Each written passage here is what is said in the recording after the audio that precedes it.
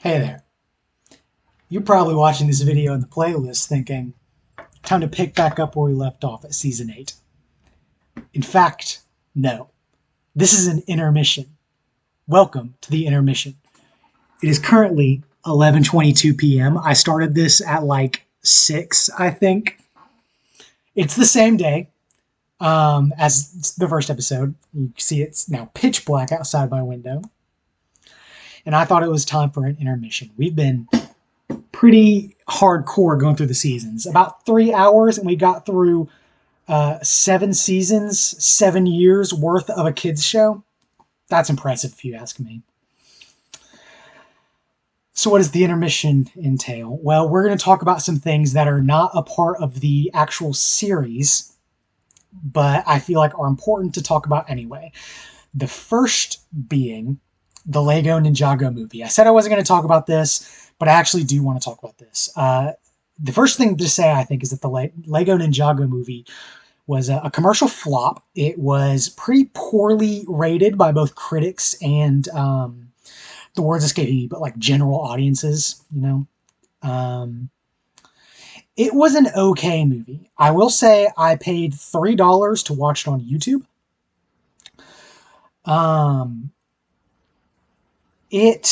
I feel like it had some things that held it back. First of all, it could have been actually set within Ninjago, and I think it done well, but it wasn't for some reason. I don't really know why.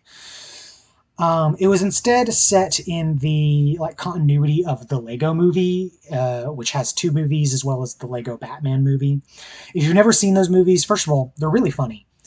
But they had like a continuity established in the first movie where there was like different areas that were like the different Lego themes. There was like a Western area that had a bunch of cowboys, and like a city area, and like a basketball area.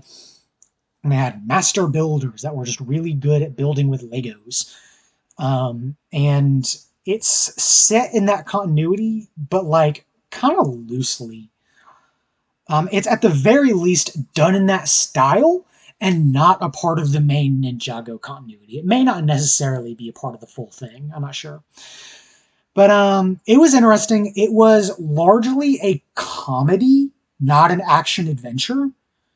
It was an adventure movie, but it was, I think, largely focused on the comedy. It had a very generic love your dad message, like, oh, we're going to be family message, that I feel like worked really, really poorly in that context, mainly because it focused on the relationship between Lloyd and his dad, Lord Garmadon. None of the characters are anything like what they are in the show, and that's fine. I'm okay with them changing it for the movie because it's not in the same continuity, so I'm fine with that. But having it relate around Lloyd and his dad's relationship was really interesting to me because even though it's brought up a lot, I really don't think it was a focus of the show, right? First of all, not in the pilot season at all. Lloyd didn't exist in the pilot season. And it really didn't exist in the first seasons either. Like, Lloyd and Lord both were with the ninja, but the first season really did not explore the relationship with each other. The second season, as I talked about, really brushes over him and his mom's relationship. And also, like, it has where his dad doesn't really want to fight him, but that's like the most that you kind of get, right? And then the seasons after, up until Possession, or not until, up until the end of Tournament of Elements, is just like, his dad's like a cool guy now. Like, it's just like his dad's supportive now. So I don't think there's really any complexity to that relationship. And this movie tried to add a lot of complexity to the relationship and makes it like a big, like, oh, Lloyd has daddy issues and this is them working through it together. And I don't think that was the direction they should have gone. It's definitely not the direction I would have picked. Because the Six Ninja, they have like a real big found family going on. They have a lot of adages that they say to each other that I didn't mention in my summaries because they weren't super important. And I also don't remember exactly where they fit. But one of them was brother sharpens brother. A lot of things, the season was introduced and they would say blade sharpens blade, brother sharpens brother. And they eventually shortened it to brother sharpens brother. And they said that a lot, especially in the early seasons. And what that meant is that they were more than a team. They were more than, like, you know, heroes that work together. They saw each other as a family. A lot of them, at this point in the show, were either estranged from, didn't know, or had lost their family, right? If we go through it, Lloyd's dad banished to the underworld and was evil. Nia and Kai, they thought their parents were dead. We learned in Hands of Time that they were still alive, just enslaved. Jay's parents worked on the... Jay's probably the only person who has had a decent relationship with his parents. His parents worked in a scrapyard. From season 1, he knew his parents, and his parents were great, except for that weird Skybound plotline where he was adopted, which they have literally never mentioned again. Cole, his mother is dead. His mother died of an illness, and also was the original Elemental Master of Earth. I didn't mention it in my other earlier episodes, and it will get talked about more in season 13 because it goes into his relationship with his mother. But his dad was a performer who thought he was going to a performance school and was really angry at him for not being a performer and being a ninja instead. And I feel like it took a whole episode for them to work that out. And so, you know, Cole had some daddy issues. And then Zane thought his father was dead. In season 2, as they're sailing to the Dark Isle, he does learn that his dad is alive. But his dad does die again. In season 8, after the movie, they literally just kind of say, "Oh, and we're really sorry your dad died, Zane." So he, like, died of sickness off screen. Weird. They hadn't shown Zane's dad for like 4 seasons at that point anyway. It was fine. But so I feel like that aspect of the 6 of them, like, having some family issues and coming together and finding each other as a family is really important to not just their individual identities, but to the identity of the show as a whole. And I feel like it was insane that was not the direction they went with the movie. Because in the movie, the 6 of them are ninja. They call themselves the Secret Ninja Force. And they kind of don't really know each other. They are friends outside of their ninja-ing, but only, like, barely. And whenever one of them messes up, they would, like, absolutely dog on them. It was so, like, Lloyd messed up pretty badly, but they shat on him so much for it, and I feel like it was kind of overdone. I feel like they could have had them be nice. At least just be nicer to each other. Because then it tried to have this thing at the end where, like, they kind of punked him. Like, one of the funny things that happened was Wu told him his element was green. And every time he tried to ask, Wu would just go green. And later, when they're all, like, getting their powers, they all have, like, a piece, like a brick to represent their powers. And so, like, Cole's is, like, a piece of, like, rocky, that, like, textured brick piece. Kai's is like that. I actually have Kai's piece on my desk. Kai's is like that flame spout piece. Whoops, wrong side. Ignore that. Nia, like, they each have like a piece representing their element, and Lloyd's was that one tree piece that gets used in a lot of like jungle foliage sets. That's like the thing, and then it has like branches coming out with studs on top of it, 5 different studs, and then their pieces would go inside of it to represent him like being like the thing that binds them together. Still not an element, but fucking whatever. But it was weird that they had that plot point of Lloyd being the person that like binds them together and empowers them, when this whole movie he hasn't done that. He's been constantly getting shit on. Anyway. It's just not the choice I would have picked. The villains were also dumb. I feel like Ninjago is really well known for having like a unique army each season, like with unique visual identity and like motives. And Garmadon was the main villain, and he had a cast of just people who were in shark costumes. They didn't have shark powers or anything, just in shark costumes. And I feel like it was played off as a gag, and it wasn't very funny, and it could have been an actual, like, distinct, but whatever. There were no good... Okay, whenever they're fighting Garmadon in, like, the first part of the season, because it's very much like a Power Rangers parody, where they all have big mechs, and they go and they fight the villain, who also has his own big mech. The mech designs are really cool. Some, I think, the most well-designed, like, mechs/vehicles in the whole series. came out of this. The only one I didn't especially like was Zane's. He had a tank, and it didn't look that good to me. It was just a lot of white brick. Cole had a Quake mech, which looked like the Fallout New Vegas Securitrons. It was like one wheel with a big thing and like big shoulders and arms, and then like on the shoulders it had a bunch of speakers that would like blare music. And he had like a DJ rig inside of it because they changed some of the character aspects to make them more distinct characters, which I don't mind. The DJ thing did not make it into the show, and I'm kind of glad because it would have been out of place. But Cole has so little going on for him in the main show that they literally had to make up a whole new character trait for him to be even remotely interesting, which is really sad because, again, Cole is one of my favorite characters, but they had to make it up for him. Jay had a lightning jet, very similar to the jet build that I bought and I showed you, except it had a really cool, like, galvanized engine on it that would, like, spin and charge up and then release a big discharge. It was really cool. Very inspired from one of his most classic vehicles. I thought was nice. Kai just had a very simple fire walker mech that had, like, Gatling guns that shot flame. Looked very cool. Nia, who has very few vehicles in the actual main show. Criminally few main vehicles. Most of her vehicles are her Samurai X mechs. She has very few water ninja themed builds. One of them is a very shitty motorcycle that is a side build in a Kai vehicle build. And then she also has a water dragon from season 14 that is one of the best dragons sets ever, to be honest, but still no good vehicles. But she had a like water strider mech, so it was like 4 legs that could like bend like and articulate and would like slide across the water, and then like the cockpit was like in the middle of these 4 legs. It could spin around and shoot. One of her really cool. I'm going to talk about her in just a second. And Lloyd had a like serpentine, like Eastern dragon made of like that sage sand green color that Lego uses. That was just gorgeous. I loved it. And Ninjago is really bad. It has several dragons throughout its run, and a lot of them are Western dragons, like the 4 arms with the wings on its shoulder.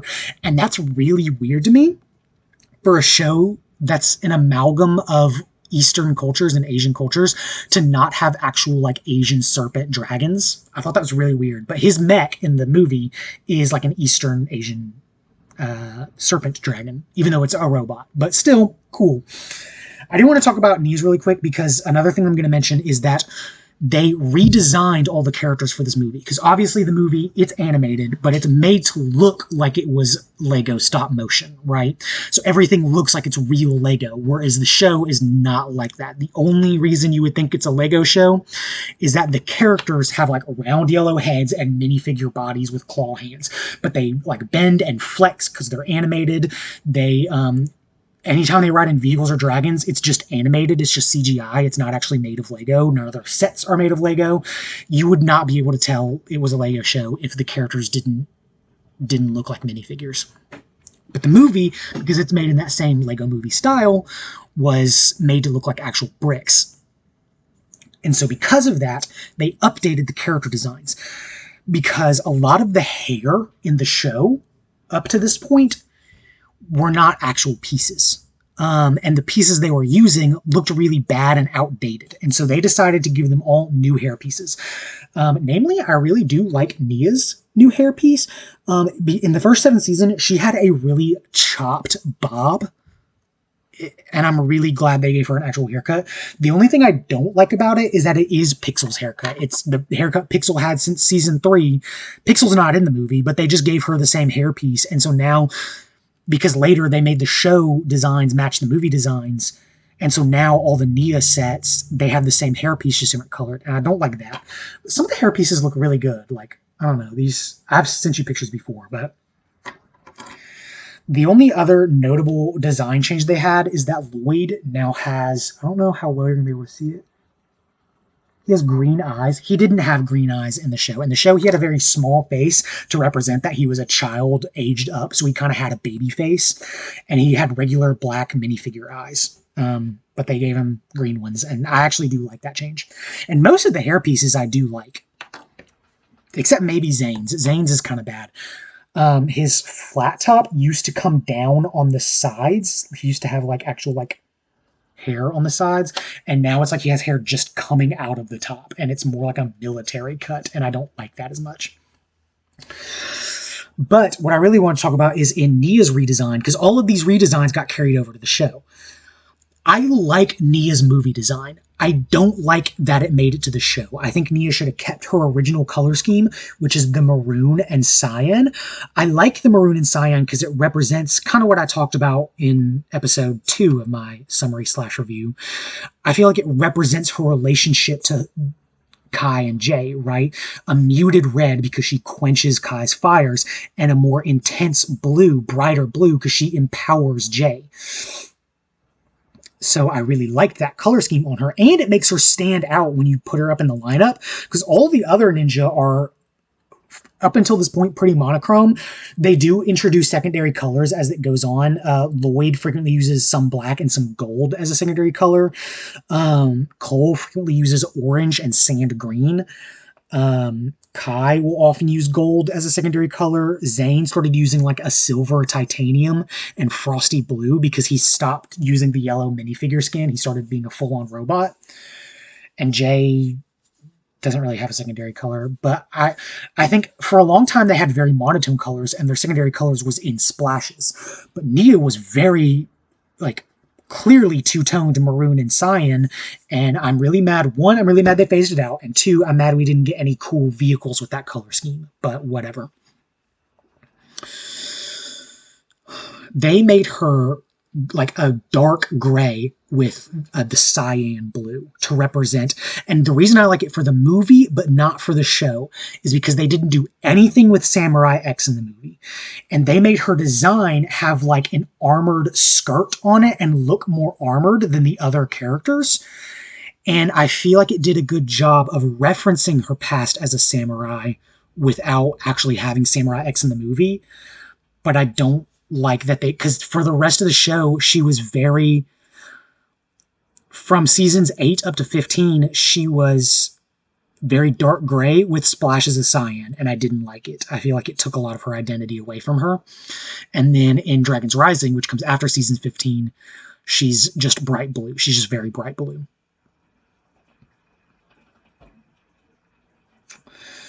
Other than that, the movie is very funny. There's a great scene where Garmadon is like, "La Lloyd," and Lloyd's like, "No, it's pronounced Lloyd, Dad." And he's like, "No, I named you Lloyd." And Lloyd says, "You ruined my life." And Garmadon's like, "How could I ruin your life? I wasn't even there." So it's funny, but again, it just kind of fell short of what it could have been. The animation's nice. Again, I do really like their mechs. And they have Lego builds, and pretty much all of the build versions of them look pretty good. So I like it. I also really, really like the movie version of Destiny's Bounty. It's the one you also said you like that you want me to get. Mainly because it has brick-built dragon figureheads, which was a new thing for the movie. But other thing to talk about in the intermission is going to be some of the mini-sodes. They had like little mini-sodes. They would play these like during commercial breaks and stuff like that on Cartoon Network. And not all of them are considered canon, but some of them are. Most of the ones that are considered canon are just like little side stories about what they're getting up to. But there's one in particular I want to talk about called Ninjago Legends Monstrosity. It is canon, and it takes place in between season 15 and the sequel series Dragon's Rising. So way later in our summary, but I'm talking about it now because I'm probably not going to talk about it later. But Dragon's Rising, the main aspect of it is that the 16 realms that we've talked about all get merged into one realm. And it has not yet explained why or what caused it to happen. But it was a big event. So all the realms are now merged into one. So all these disparate races and peoples are in one land. It's interesting. I don't know how much I like it, but it is interesting. But when the merge happened, everybody got kind of scattered around to different part of the merged lands. And Ninjago Legends Monstrosity focuses on what happened to Kai before he managed to meet up with Lloyd. Because Kai and Lloyd were the first two ninja to find each other after the merge. And it is animated in like this cool black and white 2D anime style almost. So it's not CGI'd. It's like, it looks hand-drawn. It looks really good. And it's what happened to him right after the merge hit. He got sent to somewhere called the Land of Monsters. And it's right now, it's only 3 episodes. Each are 5 minutes. And it's really good. It's got a very dark tone for what Ninjago usually is. He meets a dragon who tells him, like, you can't survive in the Land of Monsters without becoming one yourself. And we see, like, these monsters that are trying, and they're, like, very grotesque for what they are, trying to attack Kai. And he eventually, like, finds the fire master that would have been the master of fire before Kai's dad, who has now turned into a monster because he had to turn it, like, literally, you can't survive without being a monster yourself. And he finds his old mech, the old fire master's mech, which is, like, sentient and is like a robot that can talk to Kai, and has more character development in a 5-minute minisode than any other character has in all of Ninjago. Genuinely some of the best thing Ninjago has ever put out, and it's like 5-minute minisodes. Anyway, I don't think there's anything else for intermission. At 20 minutes, that's the end of our intermission. We will come back to our regularly scheduled program, probably at a date in the future, because I do not have enough yap in my pipes to talk about, because the next era is going to be season 8 all the way to 15, and I just do not have enough yap in the tank for it.